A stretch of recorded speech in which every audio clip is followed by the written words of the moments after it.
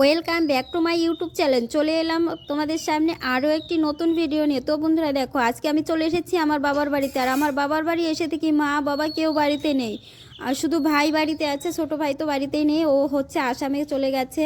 আর আমরা দুজনে মিলে চলে এসেছি দুপুরবেলা এসে রান্নাঘরে গিয়েছি কিছু খাবো বলে, দেখি কোনো খাবার নেই। হয়তো মা তাড়াতাড়ি করে রান্না সিদ্ধ ভাত করে খেয়ে চলে গেছে, শুধু একটুখানি সিদ্ধ ভাত পড়ে আছে। আর এখন আমি রান্না করব বলে দেখো কলপারে কড়াইটা নিয়ে চলে এসেছি। কড়াইটা আগে মেজে নিব, তারপরে হচ্ছে ভাত বসিয়ে দিব। তো যাই হোক, এদিকে তোমাদের দাদা ভাই গরুকে খাবার দিচ্ছে, আর ভাই হচ্ছে বসে আছে, দুজনে মিলে গল্প করছে। আর ভাই বলছে যে আমাকে রান্না করতে, তার জন্য আমি চলে এসেছি রান্না করতে।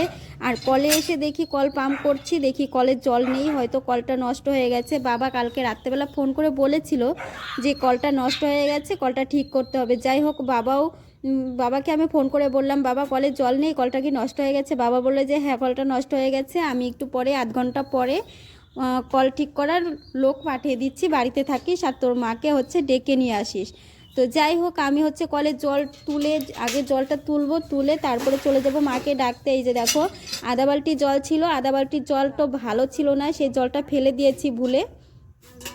তো জলটা ফেলে এখন আমি চলে যাচ্ছি মাসিদের বাড়ি। তো মাসিদের বাড়ি থেকে এক বালতি জল এনে এখন আমি জলটা তোলার জন্য কলের মধ্যে জল দিচ্ছি বালতি দিয়ে।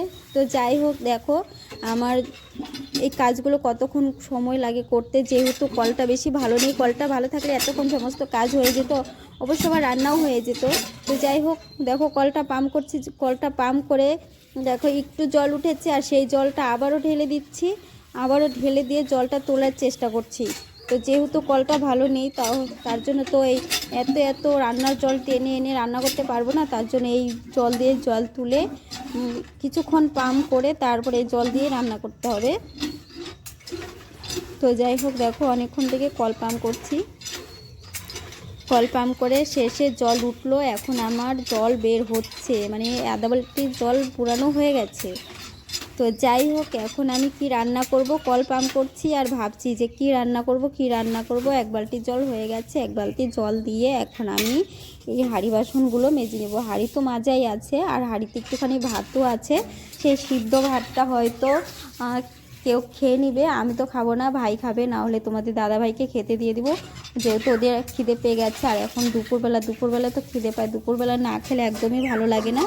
যাই হোক, আমারও তো বাসনগুলো মাজা মোটামুটি হয়ে গেল। বেশি বাসন ছিল না, একটা গামলা, একটা থালা, আর এই যে কড়াইটা ছিল। সমস্ত কাজ মা সুন্দর করে গোছগাছ করে ভাইকে রান্না করে খাইয়ে দাইয়ে একটুখানি একজনের ভাত রেখে মা চলে গেছে হচ্ছে আলু তোলার কাজে, বাবা চলে গেছে টোটো গাড়ি নিয়ে।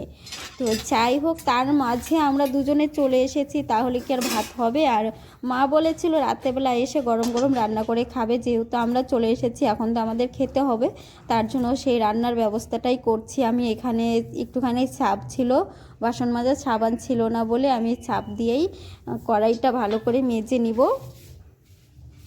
তো দেখো, আমি কড়াইটা মেজে নিচ্ছি, আর তোমাদের দাদাভাই আমাকে ডাকছে, বলছে এখনও হয়নি, কতক্ষণ লাগবে, কত দেরি হবে, এর খিদে পেয়ে গেছে। তো যাই হোক, তার জন্য আমাকে এখন একটু চটপট করে করতে হবে। তো যেহেতু মা বাড়িতে নেই, মায়ের কাজগুলো আমাকেই করতে হবে। আর বাবার বাড়িতে আসলে সবারই ইচ্ছে করে যে আমার মেয়ে আসবে, আমার মেয়ে এসে কিছু রান্না করে রেখে যাবে, সেটাই, তাই না? তো তার জন্য আমি বাবার বাড়িতে আসলে যতটুক পারি আমি মায়ের কাজ করার চেষ্টা করি, বা মায়ের কাজ ধরার চেষ্টা করি। কারণ মা তো ছোটোবেলা থেকেই আমাদেরকে খাইয়ে পড়ে বড়ো করেছে, এখন যদি আমরা একটা কাজ করে না রাখি তাহলে সবারই খারাপ লাগবে। আমার মা কখনো খারাপ পায় না, কাজ করতে বলে না, তবু নিজেদের খারাপ লাগে যে মায়ের হাতের একটা কাজ ধরলে হয়তো মা একটুখানি রেস্ট পেত।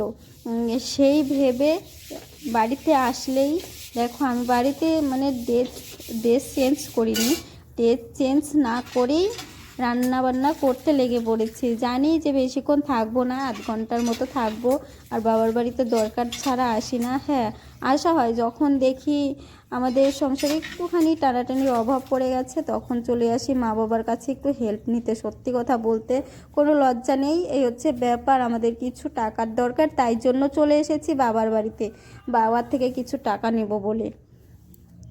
তো যাই হোক দেখো, আমি কালির কড়াই যেহেতু মেজে এখন আমি সাবান দিয়ে হাত ধুয়ে নিচ্ছি। আর দুপুরবেলা না খিদে পেয়ে গেছে, আর এখন ইচ্ছে করছে না যে রান্না করে খাই। রান্না করে তো খেতেই হবে, যেহেতু মা বাড়ি নেই, এই হচ্ছে ব্যাপার। তো যাই হোক, অবশেষে কলে তো জল বের হয়েছে, জানি না জলটা কতক্ষণ থাকবে কলে। তো কলে জল থাকতে থাকতেই আমাকে রান্নাটা কমপ্লিট করতে হবে, না হলে জল চলে গেলে আবার অসুবিধা হবে।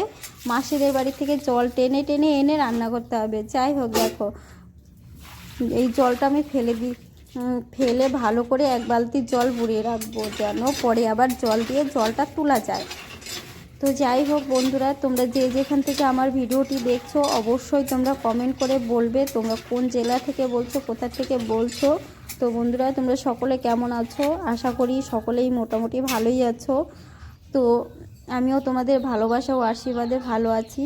আজকের মতো এখানেই ভিডিওটি শেষ করব। তোমরা সকলে ভালো থেকো, সুস্থ থেকো। এখন আমি রান্না বান্না করে খেয়ে নিই, প্রচণ্ড খিদে পেয়ে গেছে। তো বন্ধুরা, আজকের মতো এখানেই শেষ করছি, ঠিক আছে? তো দেখো, এই যে উঠান বাড়ি ঘর মা সব ঝাড়টা দিয়ে পরিষ্কার করে চলে গেছে। তো এখন আমি রান্না বসাবো বলে দেখো তাড়াতাড়ি করছি রান্না করব বলে। তো যাই হোক বন্ধুরা, টাটা বাই বাই। তোমরা সকলেই ভালো থেকো, সুস্থ থেকো। আর আমি রান্না বান্না করছি, তোমরা দেখতে থাকো, ঠিক আছে? Tata bye bye.